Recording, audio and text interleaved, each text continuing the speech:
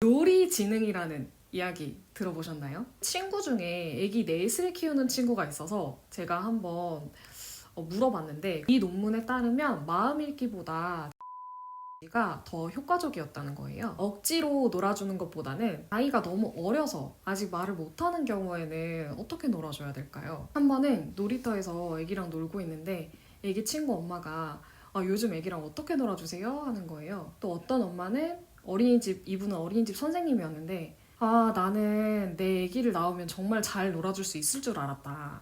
막상 애기를 낳아보니까 내 애기랑 노는 게 제일 힘들더라. 이런 말씀을 하시더라고요.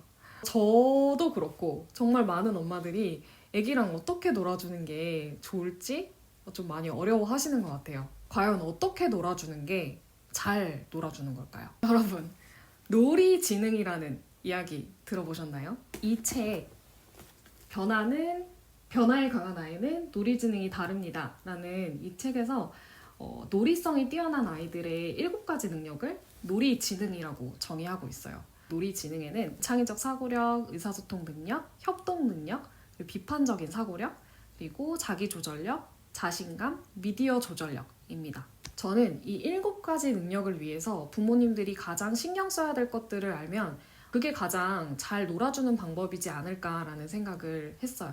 창의적 사고력을 위해서는 누가 알려주지 않아도 스스로 방법을 찾아서 새로운 규칙을 만들어내고 결국은 그게 이 아이에게 즐거움을 주는 경험이 반복되면 창의적 사고력이 올라간다고 해요.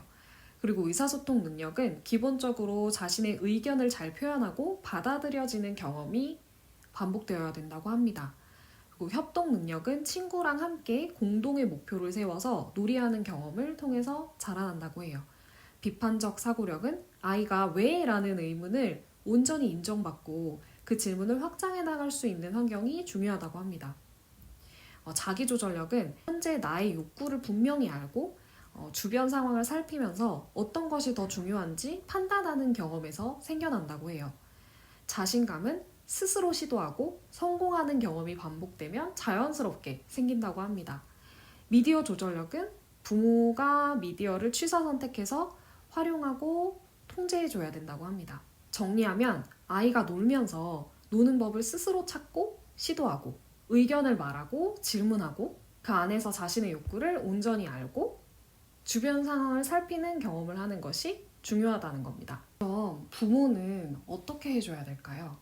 먼저 아이 발달 시기에 맞는 놀이 환경을 만들어줘야 됩니다. 아기가 직접 놀이의 선택권과 주도권을 가져가려면 아이가 즐길 수 있고 그 안전한 환경을 만들어주는 것이 중요합니다.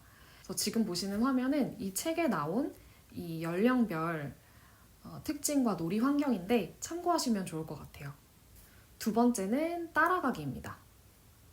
한 번은 제 친구 중에 애기 넷을 키우는 친구가 있어서 제가 한번 물어봤는데 그 친구가 이런 얘기를 하더라고요. 예전에는 놀아주는 게 되게 힘들었는데 요즘에는 그냥 뭐 일상이 놀이다 이런 얘기를 하는 거예요. 그래서 어떻게 놀아주는데? 했더니 첫 애 낳고는 거실에 매트 쫙 깔아놓고 국민장난감 사서 애기 이렇게 앉혀놓고 뭔가 이렇게 각을 잡고 놀아줬는데 이제 넷째를 낳으니까 뭐 그냥 누워서도 놀아주고 양치하면서도 놀아주고 뭐 그런다는 거예요. 그래서 뭐지?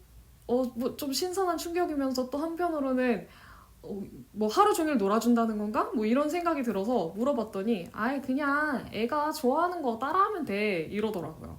이 연구에서는 얼마나 엄마가 민감하게 반응하는지 그리고 얼마나 마음 읽기를 잘 해주는지 그리고 얼마나 아이의 선택을 지지해주는지에 따라서 아이의 두뇌 발달에 어떤 영향을 미치는지 연구를 했는데요. 결론적으로 아이의 인지 지능과 상관없이 가장 영향을 미친 건 자율성 지지였어요. 15개월 시점에 자율성 지지가 높은 엄마의 자녀가 18개월과 26개월 시점에 아래 모든 평가 항목에서 가장 높은 평가를 받았다고 합니다. 이 논문에 따르면 마음 읽기보다 자율성 지지가 더 효과적이었다는 거예요. 제일 처음 소개했던 이 책에서도 환경을 마련했다면 그 다음에는 아이가 스스로 놀이할 수 있도록 기다려줘야 합니다 라고 이야기하고 있습니다. 자동차를 꺼내려는 아기한테 저기 태호가 좋아하는 책이 있네 하면서 엄마가 바라는 거 뭔가 좀 뜨끔하는데 엄마가 바라는 거를 이야기하는 게 아니라 태호가 자동차를 꺼내고 있구나 하면서 그 아이의 행동을 그대로 묘사적으로 얘기해 주는 거예요. 그리고 스스로 아기가 놀이를 시작했다면 아이의 행동을 있는 그대로 언어로 표현해 주면 됩니다. 세 번째는 박자를 맞추어 주는 겁니다. 아이에게 주도권을 주고 따라갔다면 이제는 그 아이에게 박자를 맞춰서 반응을 해주는 게 중요하다고 합니다. 역할놀이를 할 때는 파트너가 되어주세요. 아이가 의사놀이를 하고 있으면 엄마 아빠는 그 옆에 가서 환자가 되어주고, 그리고 아기가 가게 주인이면 아빠랑 엄마는 그 가게의 손님이 되어주는 거예요. 역할놀이가 아닐 때도 마찬가지입니다.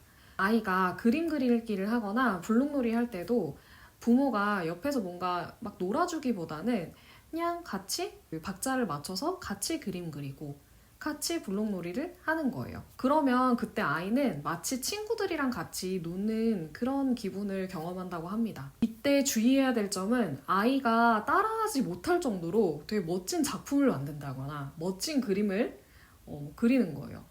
저도 사실 이런 적이 되게 많았는데 저희 아기는 지금 20개월인데 아기가 뭔가 이렇게 끼적이고 있을 때 엄마가 되게 뭐 좋은 거 그려줄게 하면서 막 되게 뭐 스폰지밥을 그려준다거나 이런 경험을 했었는데 별로 좋지 않을 것 같다는 생각이 드네요. 부모가 너무 앞서 나간다면 아기가 쉽게 포기하게 된다고 합니다. 그리고 박자를 맞출 때는 아이의 수준에 맞춰서 좀 확장을 해주는 것도 좋다고 해요. 예를 들어서 병원 놀이를 할 때는 여기 이제 입원을 해야 되는데 침대가 없어요. 침대는 어디 있나요? 이런 식으로 확장을 해주거나 아니면 가게 놀이를 할 때 돈을 내야 되는데 돈이 없어요. 돈이 있어야 될 것 같아요. 라고 이야기를 해준다거나 이렇게 생각할 수 있는 범위를 확장해주거나 새로운 아이디어를 주는 건 그 아이에게도 새로운 상상력을 주고 그 아이가 더 즐길 수 있게 된다고 합니다. 그런데 이 확장을 해주는 방법은 굉장히 실패할 수 있는 확률이 높다고 하는데요. 그 이유는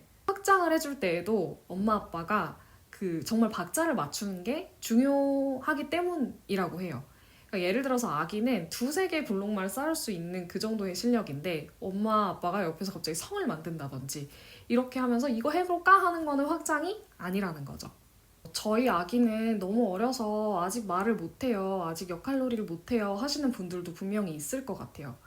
아이가 너무 어려서 아직 말을 못하는 경우에는 어떻게 놀아줘야 될까요?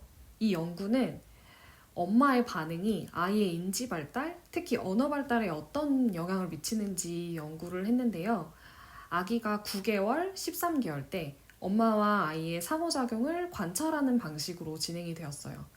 이때 관찰된 엄마의 행동을 크게 칭찬, 그리고 모방 확장, 질문, 설명, 놀이 제안, 탐색 제안으로 나누었어요. 칭찬은 그래 맞아 잘했어 옳지 이런 거고 모방하고 확장하는 건 아기의 말을 그대로 따라하거나 의미를 덧붙이는 거. 예를 들어서 아기가 빵 이렇게 하면 빵이구나 정말 맛있지. 공 이러면 빨간 공이 굴러가네 라고 이야기해 주는 거예요.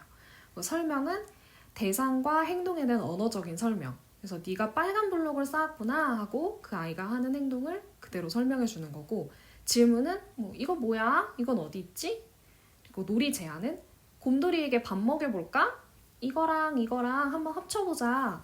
그리고 탐색 제안은 다른 것도 볼까? 이건 어떻게 생겼을까? 하고 새로운 탐색을 제안해주는 이렇게 6가지 행동으로 나왔다고 해요. 그리고 9개월에서 21개월까지 그 실험을 하는 중간중간 그리고 그 이후에 2주마다 아이의 언어 발달 수준을 체크했다고 합니다.